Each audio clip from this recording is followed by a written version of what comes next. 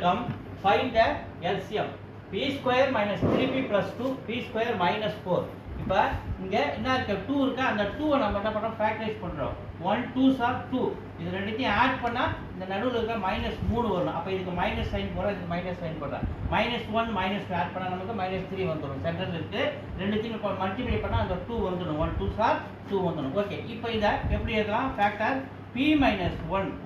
ஒரு factor p minus 2 ஒரு factor இங்க பாருங்க p square minus 4 இந்த 4 எப்படி எழுதலாம் 2 square எழுதலாம் p square minus 2 square இது பாருங்க a square minus b square formula இருக்கு a plus p a minus b அப்ப அதே மாதிரி இத p plus 2 p minus 2 அப்படி எழுதலாம் இப்போ இதுக்கு LCM இங்க p minus 1 இருக்கு p minus 1 காமனா இல்லாததால இத நாம எடுத்துக்கலாம் அடுத்து p minus 2 p minus 2 ஒரு p minus 2 ஆன்சர் அடுத்து இங்க மீதி என்ன இருக்குது p plus 2 இருக்கு சோ இதான் நம்மளுடைய LCM